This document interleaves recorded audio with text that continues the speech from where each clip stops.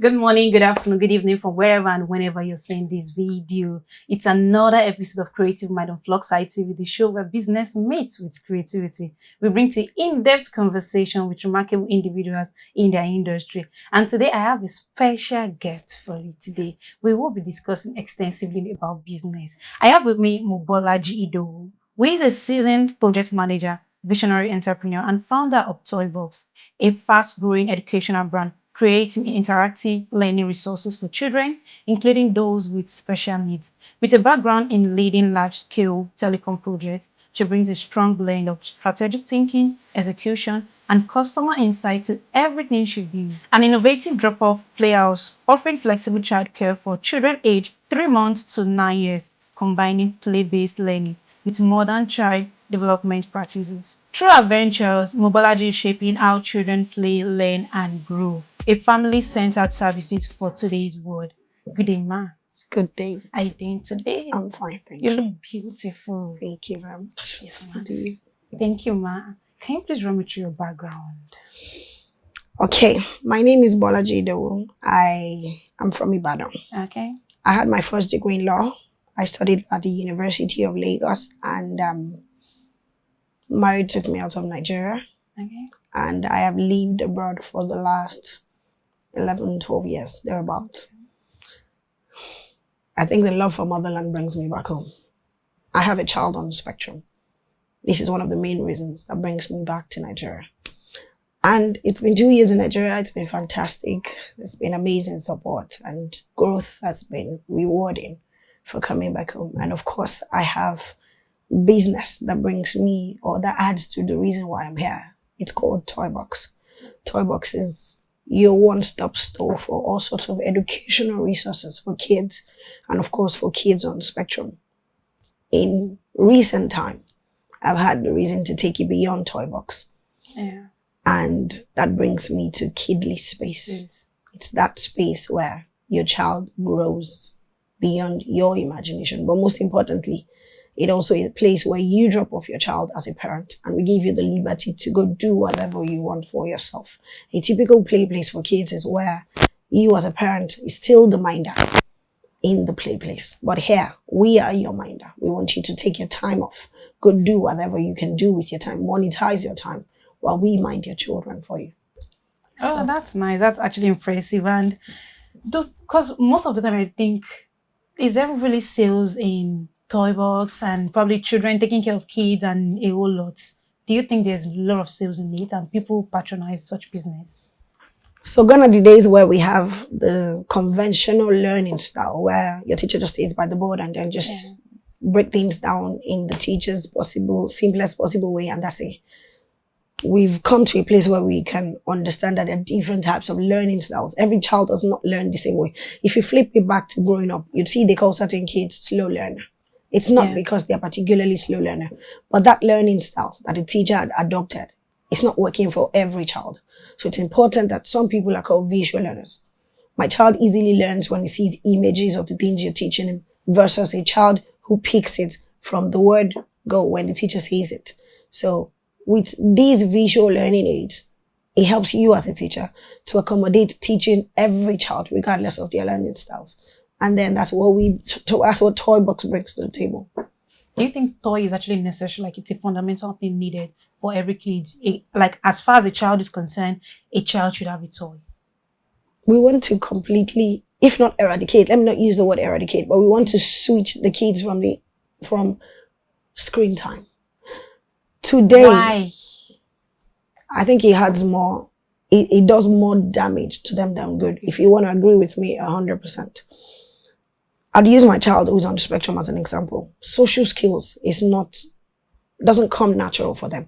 So I've got 2 kids. My second child goes to a place, sees other people playing, and then he catches up with them and wants to play. For a child on the spectrum, it's not their first go-to.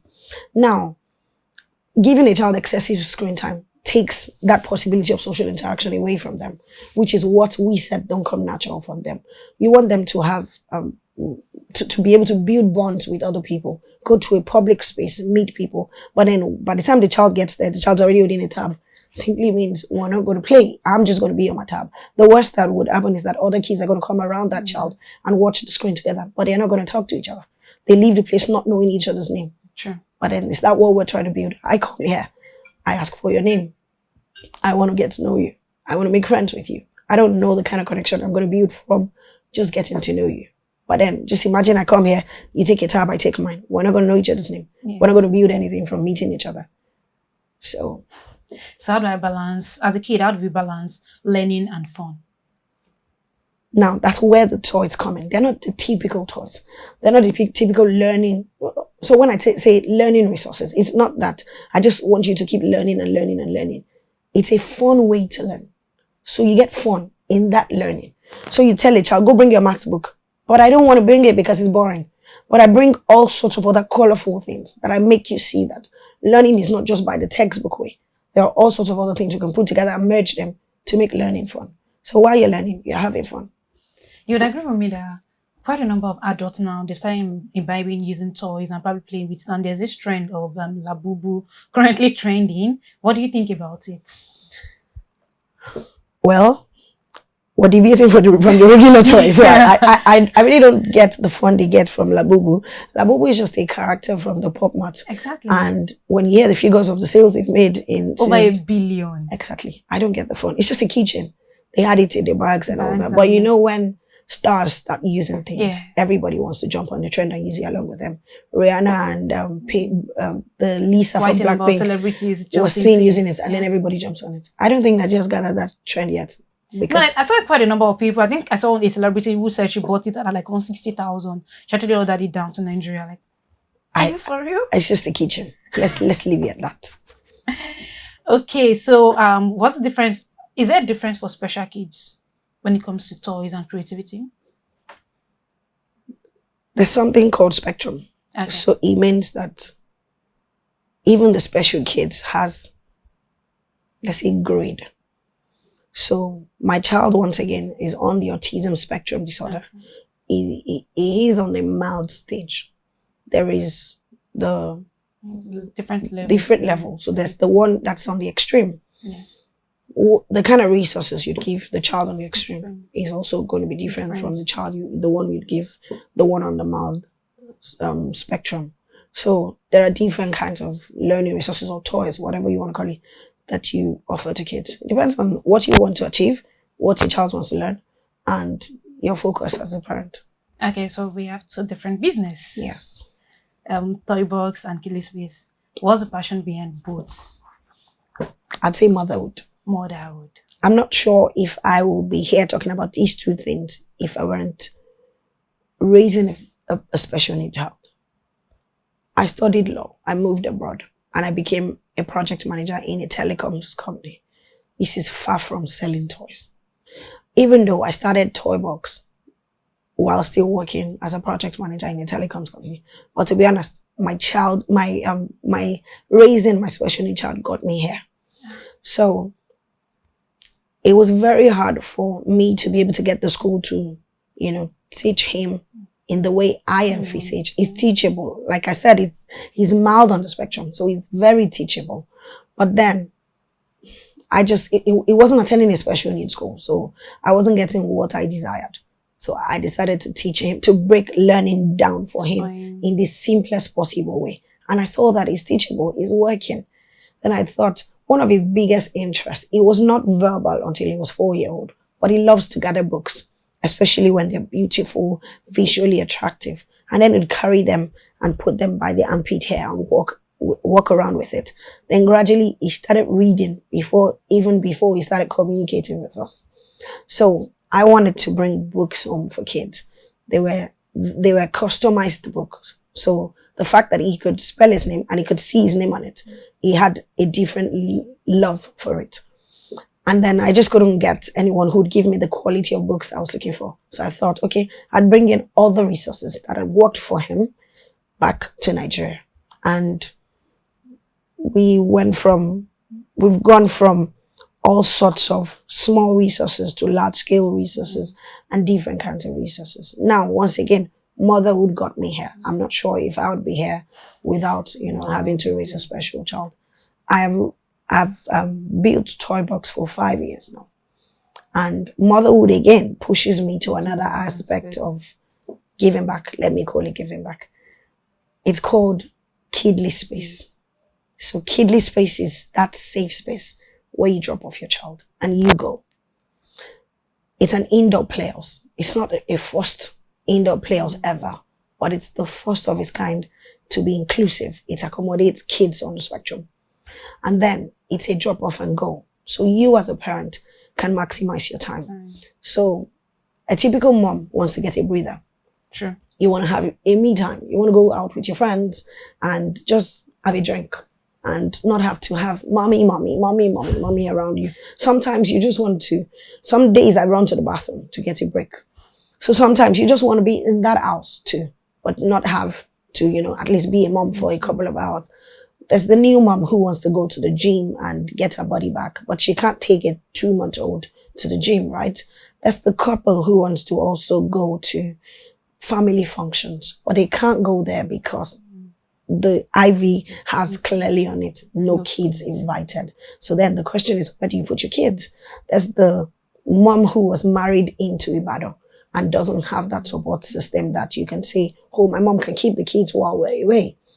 There's the school that closes at 3 and you are working till 5. The dad is also working till 5. Then the question is, who picks these kids from school? How do we get them engaged? Once again, this is where the excessive use of screen time comes in because you need to get them engaged and there's nobody who's going to engage them. So now we have this space for you where you as a parent can drop off your child and go away. Go maximize your time. Go monetize your time. We will engage your kids with meaningful play and we will feed them.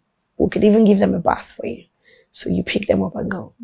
It's going to run from 7 a.m. to 7 p.m. A child you pick up from our space at 7 p.m.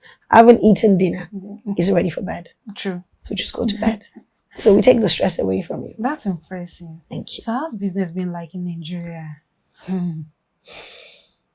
What are the facing challenges? I think one of the biggest, well, both businesses would definitely have different challenges. So let's pick Toibox first. One of the biggest challenges for business, at least for me, is staffing. You got a lot of young girls these days. They want to earn the money, but they don't want to work. Their mind is not put together. So the bulk of Toibox business is receive order and dispatch across the different states in Nigeria.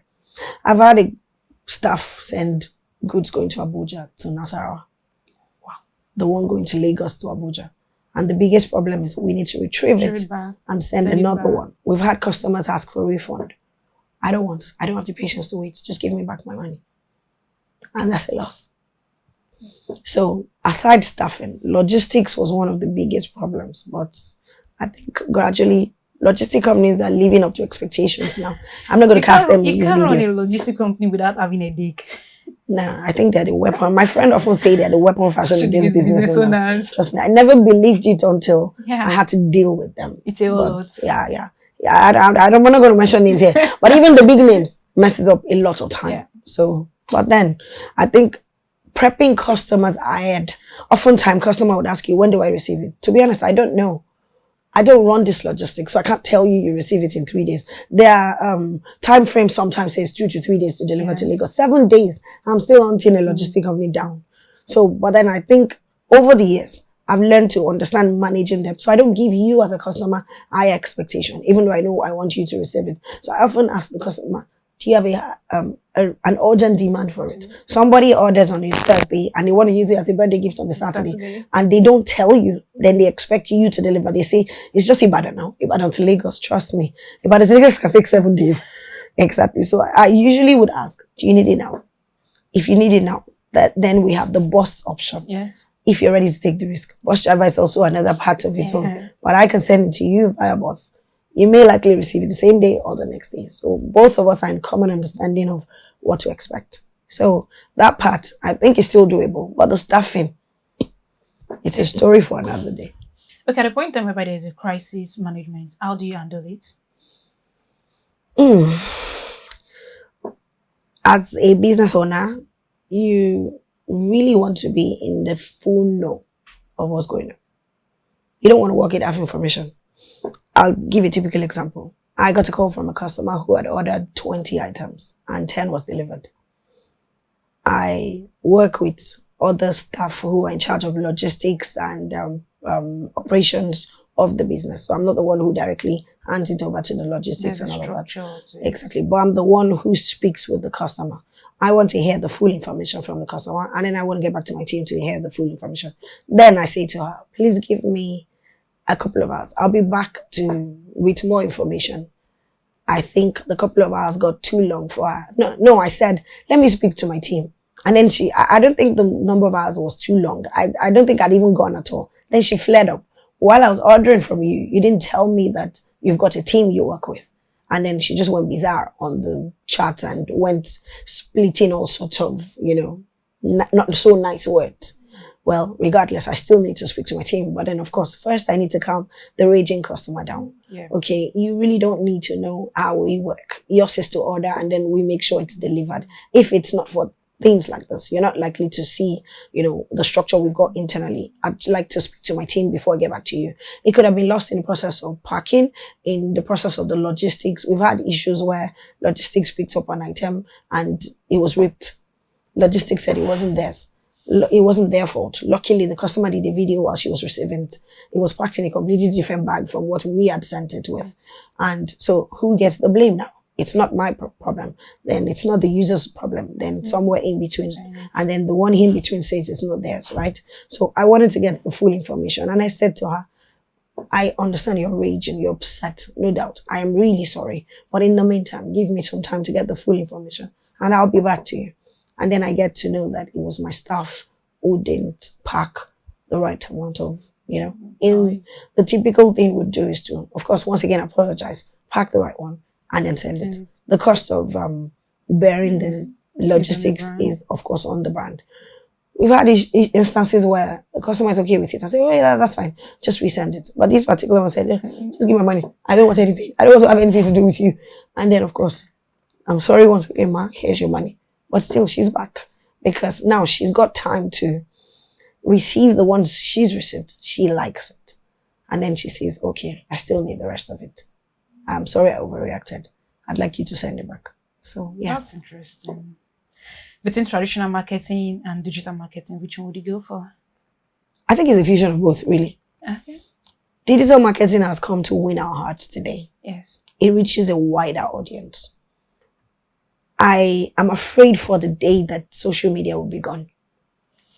We woke up one day and I don't want to mention the name, somebody in the high space took down Twitter or have us, begging for Twitter back. Someday, social media may be gone.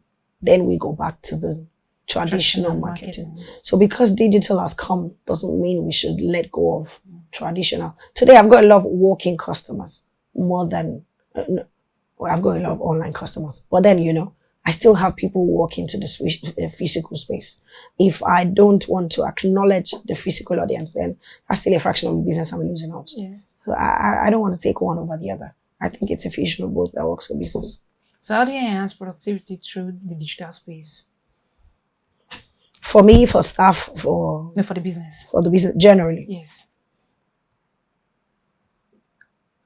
Social media marketing has done a lot for me as a business owner. I started off where nobody knows me. I wasn't sure if the business would last a year. And I ran a lot of social media ads. I think a lot of people know me today because of Instagram ads, social media ads generally. I thought to start to run ad on Facebook one day. And then just my first try at it, I got a customer from Sokoto, and he bought over 1 million. And he hadn't seen me before. He was a bit reluctant. He was about to make payment. And for certain reason, he just said, sorry, I will wait till tomorrow. I want to have my sister come have a look. You see where both now works now. And then the sister works. I think one of the things that triggered his fear was that the sister said, nobody like that exists there. And so she walks in and says, oh, people don't know you because I don't know you work here. Or there is anything like this here. Yeah. I think you need to do more marketing for yourself. And then the guy ended up buying and has consistently been buying. He bought Arabic resources. He's my biggest customer when it comes to Arabic resources because he takes you all the way to Ibadan and goes sell it in Sokoto.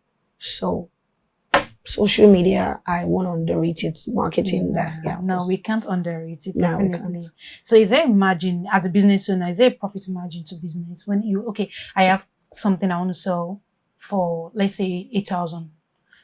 How much should I buy this thing and how much should I sell it?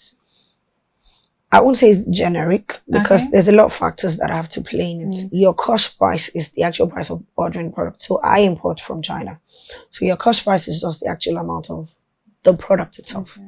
There's the shipping from the supplier to your warehouse. Okay. And there's the shipping from that warehouse to Nigeria. And then, of course, there's dollar exchange rate. True. The cost of buying it is not the same cost when dollar gets to Nigeria, when the goods get to Nigeria and the exchange rate at that time. I remember when I started, Toibox started in 2020, and cost of shipping and clearance was about 70,000 per CBM. Today it's 245,000. That's 3 times the cost. So trust me, what I sold in 2020, it's not going to be the same as what I will sell now, even though customers don't want to hear that.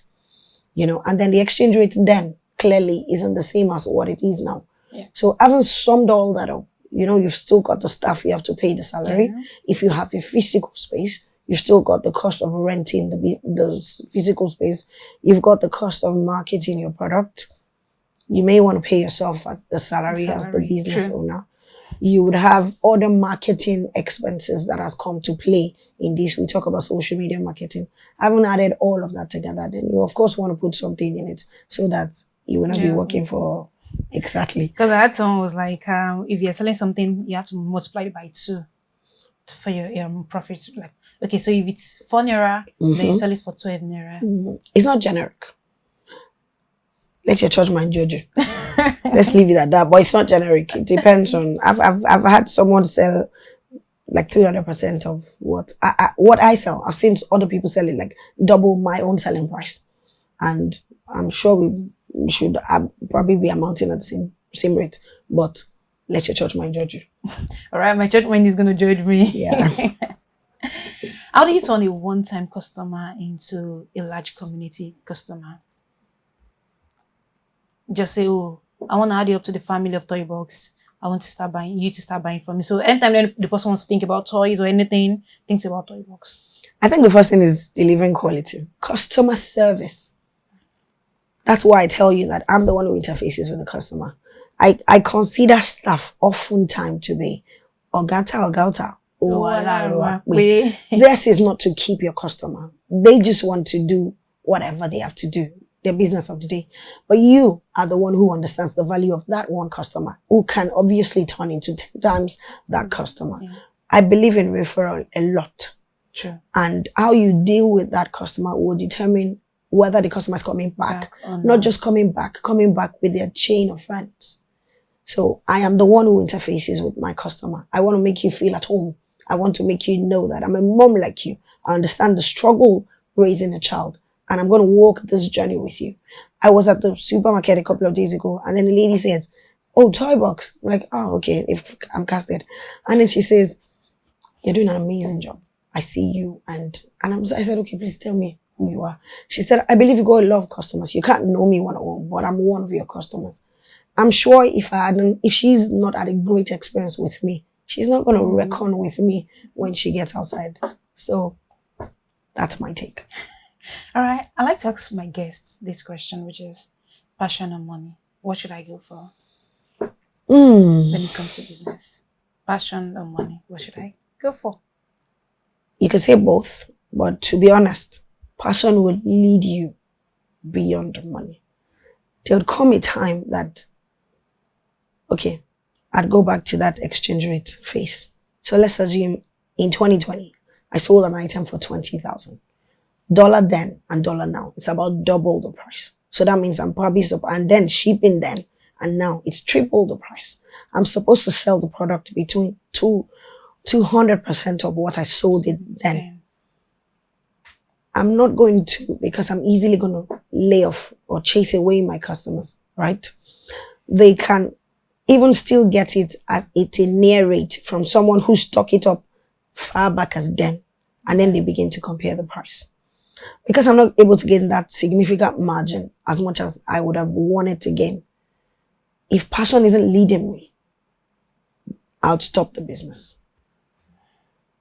Right? Yes. A lot of things you'd eat bottom rock at different times of the journey. It's not easy peasy. I remember the first sales I ran. I started the business in November, and then by the end of November, I wanted to do Black Friday.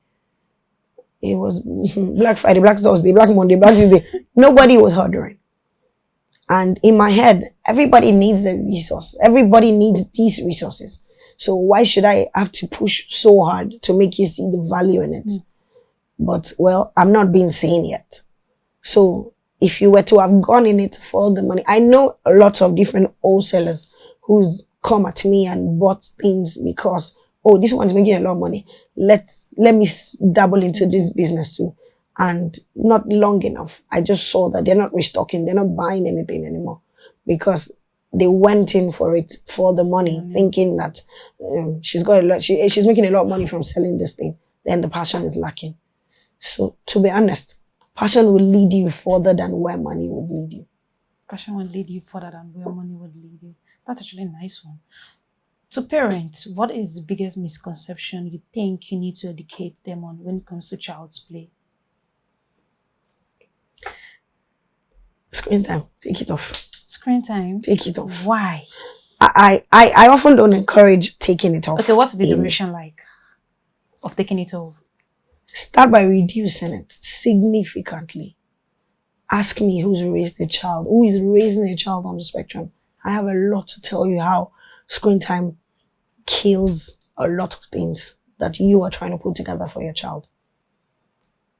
It gives you me time. It lets you function, but it's destroying the child. So start by reducing it significantly. Replace it with other things. Was there screen when we were growing up? No. Didn't we grow up? Yes, we did. Introduce a traditional playback. One of the resources I have today, it's a sandbox. It brings you the memory of when we were going outside to play with sand. Okay. So it's bringing sandcastle into your home. So it's got a lot of different things that you can use to build things together using that sand. It's reusable, so it's not a throw-off and all of that. It comes in a box and, just to help so that you don't mess up the whole area. Isn't that bringing an old childhood game back? There wasn't screen then, and we had fun. You could remember a lot of friends you had growing up and memories that you had then. Now, the kids are not making friends anymore. You go to church, a child is holding screen. You go to, living abroad makes it even worse. I don't want my kids to have screen. But then we're in a restaurant, we're eating, and then half of the restaurant chairs are occupied by other people, and all of the kids have tab in front of them. And then mine are looking like this. Mommy, see what you cost, So sincerely, if you really want your child to enjoy childhood, not enjoy screen time, take it off. Reduce screen time. If you can't take it up completely at once, reduce it. I've had a time where we turned off TV at home. Yeah. Just because we want the kids to know that, okay, even the parents are not having screen. It doesn't mean, in fact, replace it with TV at home, not cartoons. Give them something to watch on Netflix and all of that, something more mature, age appropriate. But then it's doable. Just try it. Yeah, because I remember Solomon Buchi spoke about he and his wife, they are definitely taking the screen off their house. Like there's no TV, nothing. If they need to see any movie, it's definitely going to be probably on their personal iPad or whatever. Yeah. But till their child is 2 years. And in my head, I was like, ow. So that means you guys are not going to on your TV for 2 years straight up. It's good. Do other things. Take a walk. Let the kids enjoy nature. Talk. These days, we don't even talk to them anymore. The kids are on their screen. You as a parent, you're working. And by the time it's time for dinner, you eat and the kids go. You don't even know what they've done at school. You've really not sat down to engage them and ask questions. That's why a lot of kids are born different thoughts in their head, different things in their mind that they've not had time to speak to anyone. Then they loosely speak to other people and they get misdirected, especially teenagers that we have these days. They learn a lot from YouTube. Rapid. That is exactly. And they want to put it to practice. Yeah. Then they do it the wrong way. Some kids learn puberty, so much about their puberty, their body on YouTube. That's not how we were raised. Was that how you were raised? Nah. Exactly. It's Nah. about time we put some sense into it. That makes a lot of sense. Personally to you, what is one thing you would tell business owners out there? Grow tough skin. What is tough skin? Get ready for the world. The world is not going to baby you while you put together your business. It will try to tear you apart. Business is not, entrepreneur in Nigeria is not for the faint-hearted. I have a friend who's shipped her goods from Vietnam to Nigeria and he got lost in Nigeria. They had even sent her a message saying that the goods had arrived and she's supposed to come pick it up. And then whoever was going to clear it for her gets there and it's lost. And this is goods running into millions. What prepares you for this? Nothing. Exactly. So lower your expectation. Get ready for the tough time. This is where passion is supposed to help you move forward, because who loses millions of products and still keep going? Exactly. Keep going. Exactly. Get ready for that staff drama. Because in a year, I think I laid off like 4 people and rehired and laid off and rehired. Do you understand? Get ready for them. You may need to baby them till they get up to the standard you are looking for. Don't compromise on customer service. We come on social media, or especially TikTok, and see business owners nagging at customers. Are customers always right? Even if they're not right, don't spit it to their face. The nice way is to talk to people. I grew up with it. My dad retired from Nitel, and one of the things I learned from him was phone etiquette. You don't pick up your phone and say, hello, my name is Mobolaji. How may I help you? Who am I speaking with? And I think I took that on till adulthood. Somebody heard me settle a dispute between my staff and my customer. And he said, you go a long way. If you are upset now, the last thing you want to hear is a staff of where you're paying your hard-earned money to tell you, madam, calm down. That's not, no. Even if you were wrong, a little, I am so sorry. Can I make things better for you? Would go a long way. You'd come back, right? Yeah. Exactly. Okay, quick one. Tell me a memorable story of you building a brand and you're so proud of being a CEO of both brands. A memorable one. Okay, so for me, Toibox is my baby. Everybody knows how such a baby it is to me. And I think my win every time is when I have that special need child walking and I am able to put some hope in you as a parent, letting you know that I've walked this shoe. I'm still walking it. I may have walked beyond where you are walking right now. Not tiring. Passion, once again. I'm ready to hold your hand while we walk on this journey together. It's not a walk in the park. When people see my son today, and then you hear, oh, it's not on the spectrum. It is. I have been there, but we have walked it. So I can tell you for a fact that I may not know your child's diagnosis, but I'm telling you for a fact that if you are being intentional and you're ready to do the work, trust me, you'd smile, you'd laugh, you'd come to a time where you'd be grateful that, you know, you've passed all those stages that were tough. It's a lifelong journey. Yes. I'm not going to tell you that in 3 years, everything will be all put together and all of that. It's not a disease that you use some drugs and then you get over it, you know. It's just a child who's born to think differently. Their brain is working differently from a neurotypical child. So my joy or my accomplishment, you know, the proud moment for me is always when I see people or parents who, you know, who are actually doing the work and just not thinking, well, no. You are doing the work, who are seeking the help and who are talking. Oftentimes when we talk autism, we talk awareness. We want parents to be able to boldly come out and talk about what you're dealing with. Your help may just be right next to you, but because you're not talking, you're not likely to get the help. So for Kidly officially launches between August and September.